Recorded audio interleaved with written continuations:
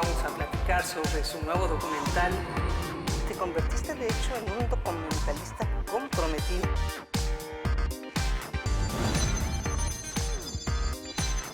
Marta Anaya, la entrevista.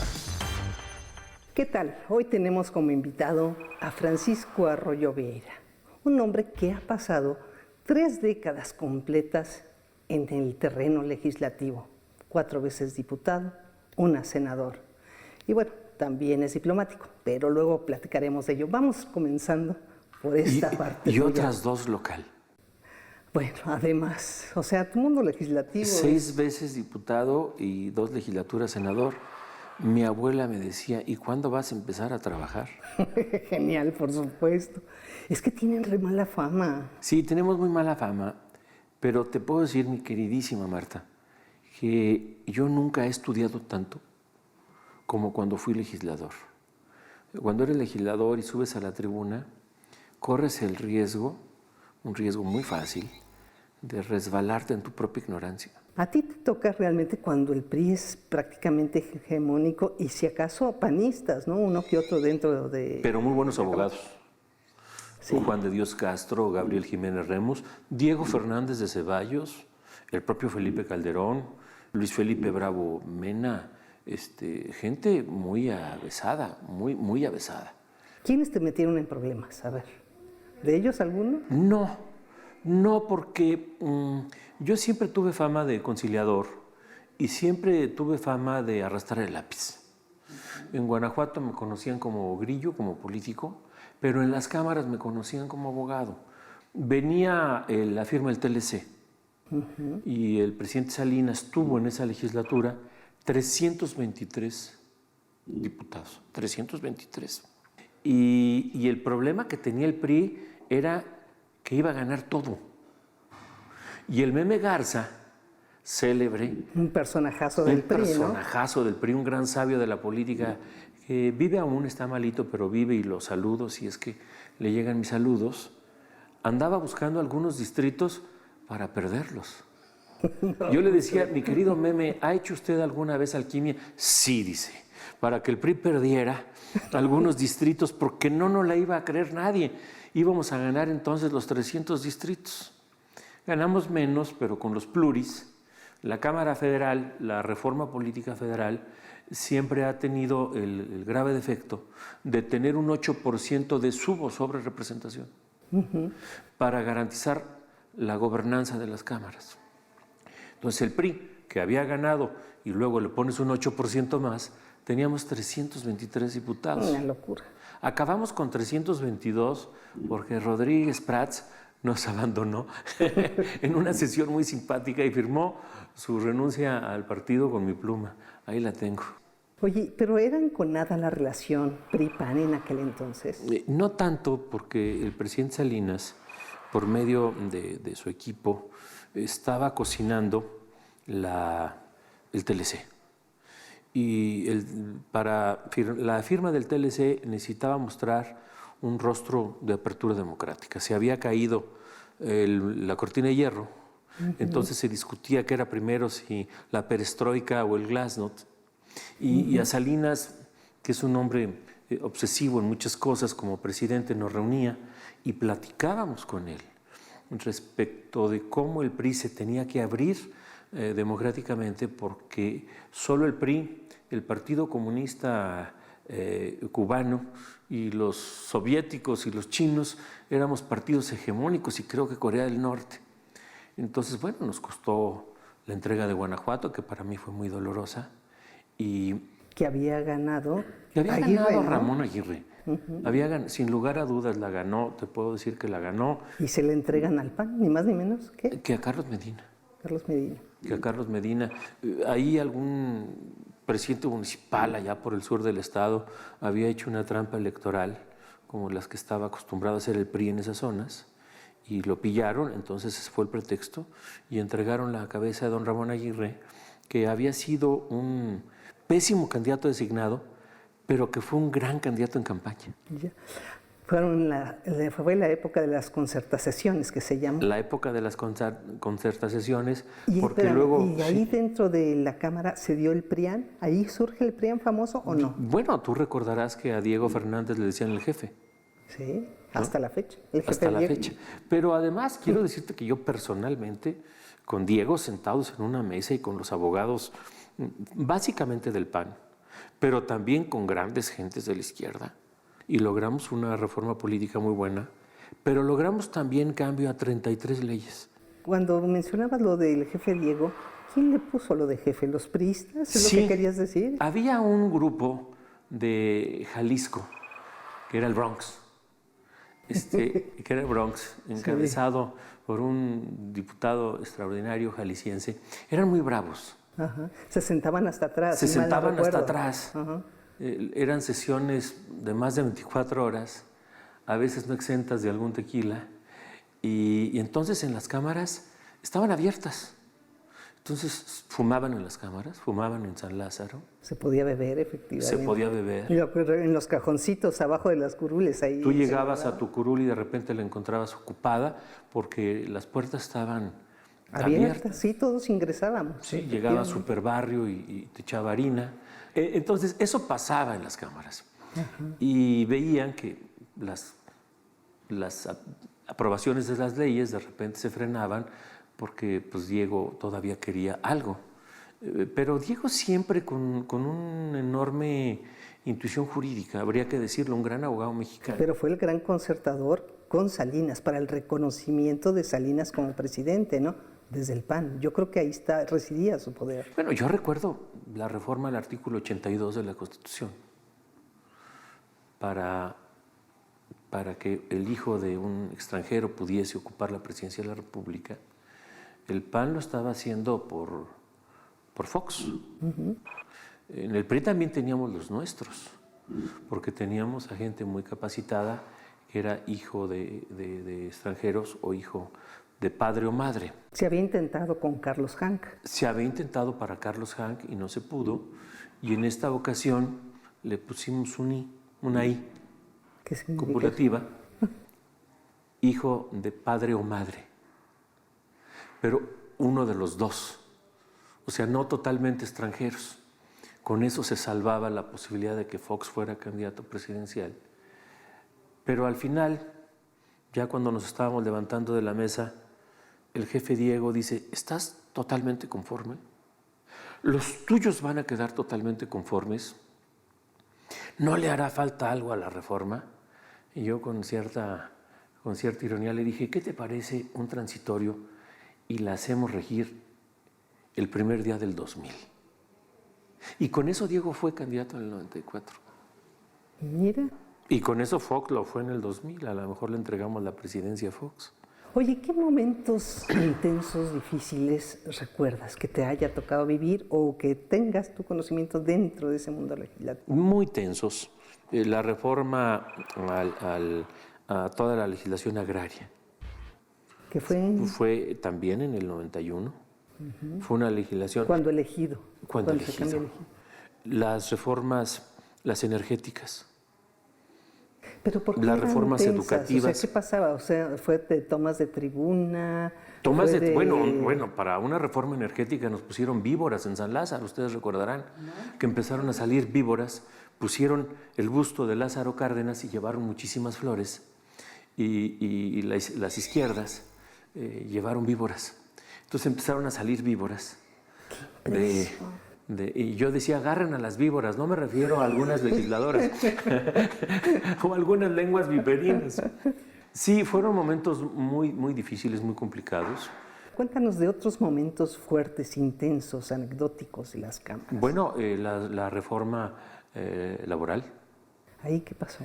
Teníamos una diputada muy joven, muy inteligente, con una enorme capacidad de maniobra. Hoy es secretaria de Estado.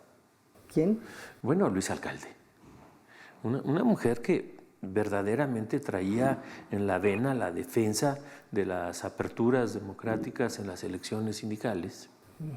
Y supimos, porque en las cámaras se sabe todo, que nos iban a tomar la tribuna. Ajá. Entonces, eran unos pocos días que Chucho Murillo fue presidente de la Cámara y le toman la tribuna. Y yo salgo por un balcón y continúo la sesión, porque curiosamente la ley no te dice de dónde presides. Entonces yo tenía en un balcón, tenía una campana, tenía una bandera, tenía otro tintero, y entonces a la hora que dice Chucho Murillo, declara un receso, y en ese momento yo, primer vicepresidente, digo, se reanuda la sesión. Claro, y no estabas en la tribuna, estaba en un balcón y claro, resguardado porque las puertas estaban cerradas. Bueno, esas cosas la legislación de la Cámara te las permitía y te las permite todavía. Entonces, pues desde el balcón... Pues las mañas que se tienen que buscar, ¿no? Bueno, pues más que mañas, yo dijera las argucias legales a las que tú puedes acudir cuando no se permite que la voluntad de la Cámara se exprese. Oye, ¿y qué tan complicado es la convivencia con los otros partidos? Tú siempre fuiste del PRI, o sea, eres el clásico priista. Era fácil. Me acabas de decir, ¿no? Dinosaurio. Casi.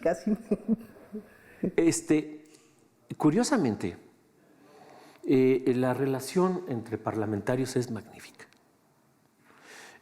El turismo parlamentario, entre otras cosas, aparte de darle exposición a la Cámara y a México en el mundo, cuando se toma el turismo parlamentario con seriedad, cuando vas a los paneles internacionales parlamentarios con seriedad, no necesariamente a turistear, te permite una convivencia del día a día, pero no solo eso, tomas la defensa de México entre todos y ahí no hay diferencias.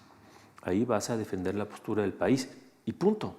Luego, en momentos muy difíciles, cuando vas y hablas de derechos humanos o de agresiones a periodistas o de migraciones, cuando se te llena la cara de vergüenza de reconocer que en México pasan cosas y ver cómo podemos todos juntos superarlas, y ahí no hay una culpa de un parlamentario de oposición. Vamos como México y punto. La relación entre los parlamentarios es magnífica. Salíamos de ahí a comer tacos o a tomarte un trago, ¿no? Ahí no se notan las diferencias, ¿verdad? No se notan las diferencias. Se notan las diferencias en la tribuna, cuando de repente un parlamentario con ironía y con educación te dice cosas. Malo cuando un parlamentario va y te manotea o te jala de las solapas o te insulta con una palabra altisonante. La ironía es siempre un arma de la inteligencia. Sin duda. Y la ironía parlamentaria, la que deviene de Churchill, la que deviene de los grandes parlamentarios, inclusive de los grandes parlamentarios mexicanos, es un sano instrumento del Parlamento. Filoso, como un poco. Filoso. Oye, ¿quiénes son los grandes tribunos para ti que has conocido de las distintas corrientes? A ver, venga. Bueno, no quiero dejar a nadie fuera. Pero venga, algunos que Gabriel Jiménez Remus, Juan de Dios Castro, Diego Fernández de Ceballo, por hablarte del PAN. Del PRI te puedo hablar de Fernando Ortiz Arana, te puedo hablar del propio César Augusto Santiago, te puedo hablar, de Fidel Herrera. Mira. De Fidel Herrera como tribuno muy bueno, y te puedo hablar de abogados célebres, ¿no? Don Miguel Quirós de Puebla, Memo Pacheco, que fue gobernador interino recientemente a los 87 años. Quiere decir que yo tengo esperanzas, tengo 60. Yo recuerdo a José Luis Lamadrid. José Luis Lamadrid tenía una característica, era ágrafo y no le gustaba subirse a la tribuna. Mira. No le gustaba. Era talentosísimo. Era talentosísimo, era un constitucionalista de excepción. Un día, Rafa Oseguera Mula le pregunta, ¿usted qué ha escrito? Usted no ha escrito nada, usted es ágrafo.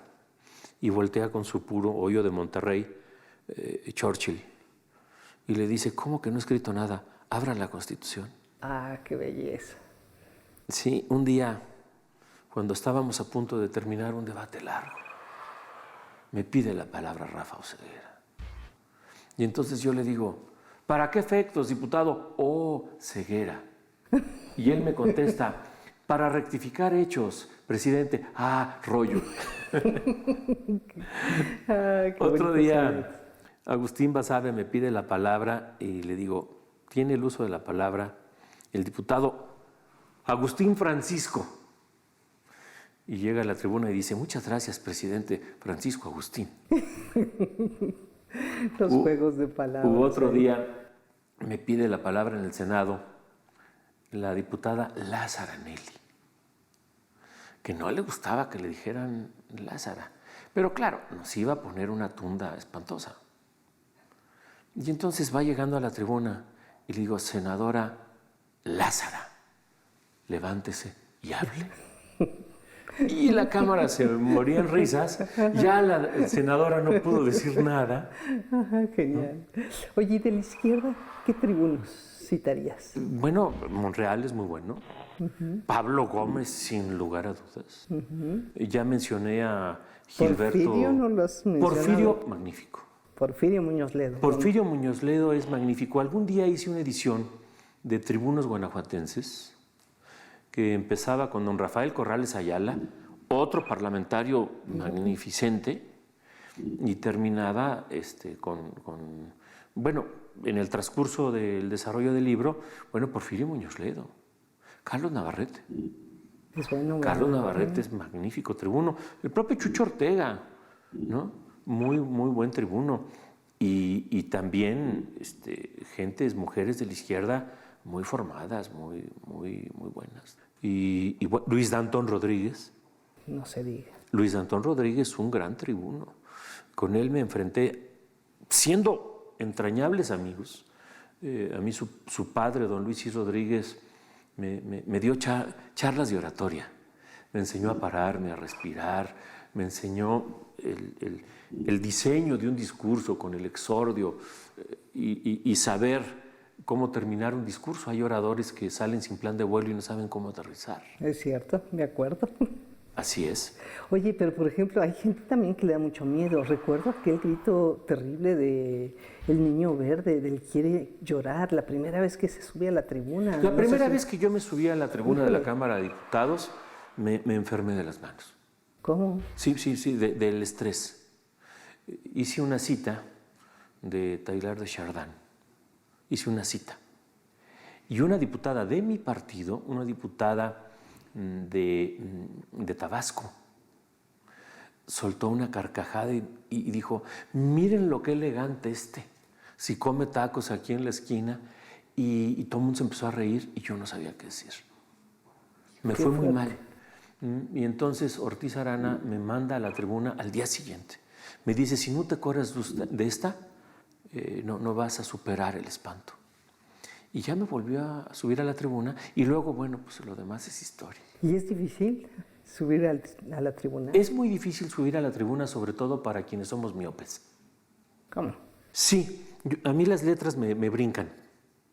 Yo nunca he subido a la tribuna con un texto escrito.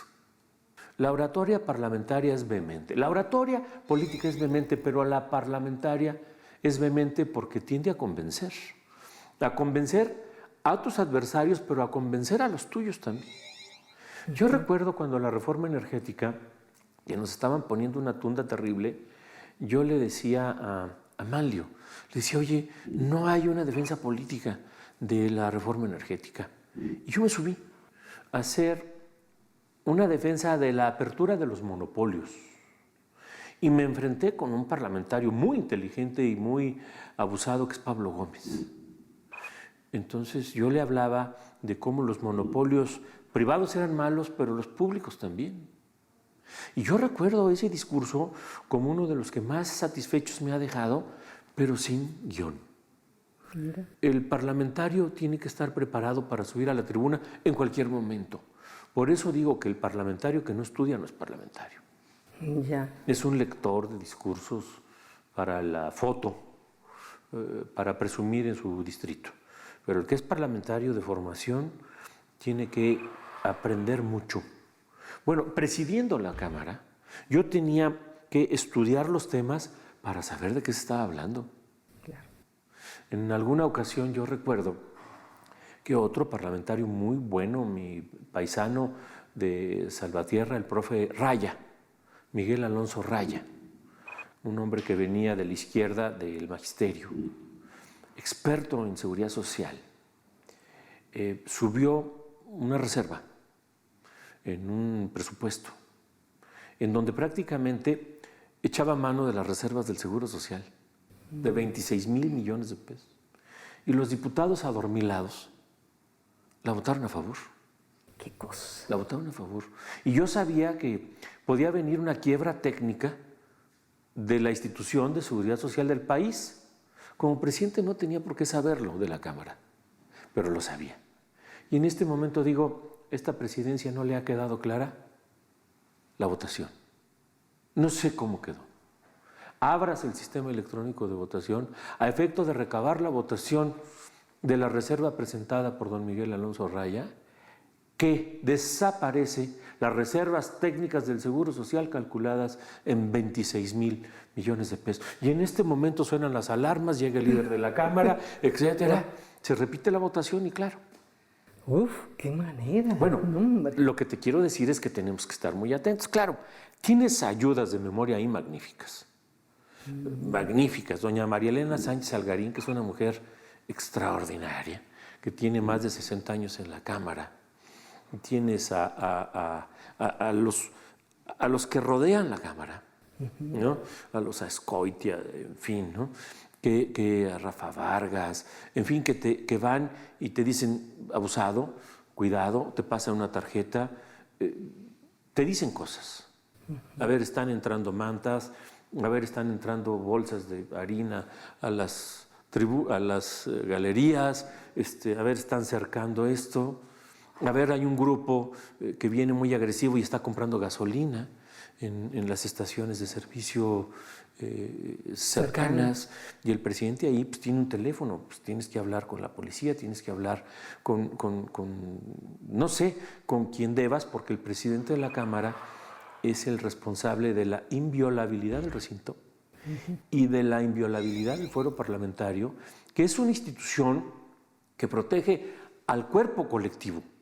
No protege al parlamentario en lo individual, sino al cuerpo colectivo. Yo recuerdo la defensa que hice de un entrañable amigo de Cesario Morales, a quien acusaban injustamente, porque tenía un hermano que andaba metido en malas mañas, pero Cesario es un intelectual de primera calidad, una gente muy cercana a Luis Donaldo Colosio. Y yo recuerdo que el objetivo de mi defensa que logramos, en la que me ayudó mucho Juan Ramiro Robledo, otro gran parlamentario potosino que ahora milita en Morena, es que, aunque había pedido licencia, el fuero subsistía. Porque el fuero protege al cuerpo colegiado, no al individuo. Ya. Oye, y para cerrar, ¿quién dirías tú que ha sido el presidente de la República que mejor se ha plantado ante el Congreso? Uy, me la pones muy complicada. Bueno, cítame 2 o 3. Mira, yo te hablaré de presidentes de la República, eran otras épocas y tenían la Cámara a sus órdenes, pero yo te hablaría de quien considero ha sido uno de los grandes presidentes de México, de la segunda mitad del siglo pasado, don Adolfo Ruiz Cortines. ¿Él era bueno ante la Cámara? Mira, no sé si ante la Cámara, pero tenía variables económicas de crecimiento casi al 8 o 9%. Tenía una austeridad y una frugalidad y una sabiduría para resolver sus asuntos. Bueno, el carisma de López Mateos. Si tú me preguntas, ¿quién fue el mexicano, el presidente mexicano, y por lo tanto el mexicano más importante de los primeros 50 años del siglo XX? Te contesto sin chistar que Plutarco Elías Calles. A ver, generador del Banco de México, el que impulsó la Universidad Nacional, el que generó el partido que luego fue de Estado, pero que agremiaba a una serie de corrientes revolucionarias que no se ponían de acuerdo y tenían al país en llamas, ¿no? Bueno, a ver, Plutarco Elías Calles. Okay. Como presidente, pero yo te insisto. A ver, y el segundo de los últimos 50 años, pues Carlos Salinas. ¿Por qué? Porque te generó el Tratado de Libre Comercio. Te generó el Tratado de Libre Comercio. Los presidentes de la República, cuando se acaba la época de los abogados y de los políticos, no les gustaba el Congreso. A Zedillo no le gustaba el Congreso. Mira que traté a los presidentes de la República por muchas razones. Te puedo decir que tuve amistad prácticamente con todos. Con todos. Con el actual, inclusive antes de ser presidente. Espero que así me considere. Pero lo que te quiero decir es que a los presidentes no les gustó mucho. No les gustaba mucho. Yo recuerdo una vez que el premier Koizumi de Japón, en una cena de Estado, me decía: ¿cómo trata usted al presidente en la Cámara? Le digo: mejor que usted en la dieta japonesa. Pero fíjate, yo recuerdo así plantarse ante la Cámara a José López Portillo en su primer discurso, creo que es de los extraordinarios. Sí. Y curiosamente, sí. no lo vas a creer, Sí. Andrés Manuel López Obrador cuando el desafuero. El discurso del desafuero de López Obrador fue magnífico. La ironía aquella de esta, que por cierto no es la tribuna más alta de la nación. Sí. Yo hablé ese día. Me dijeron unas horas antes que iba a hablar, porque habló Juan de Dios. Y ahora releo mi discurso. Yo estábamos junto con otros diputados en contra del desafuero, porque sabíamos que era una estrategia que le venía re bien a Andrés Manuel. Creo que lo iban a hacer víctima y creo que lo iban a hacer crecer, como finalmente sucedió. Y así fue. Porque de ahí se fue al Zócalo y bueno, fue un pletórico. Ahí creció, Sí, ahí sí. creció. Y ustedes lo hicieron desde Bueno, yo no, porque quiero decirte que hubo un grupo de gentes que estábamos muy en contra de esa decisión, muy en contra de esa decisión. Pues 1000 historias en la Cámara. Muchas. Y te digo, se nos acabó el tiempo. Habría que hacer un libro, Marta. Sin duda. Vale. Pues te lo agradezco muchísimo, Encantado. Francisco Qué Arroyo placer Vera. y qué privilegio. Te vamos a platicar sobre su nuevo documental. Te convertiste, de hecho, en un documentalista comprometido.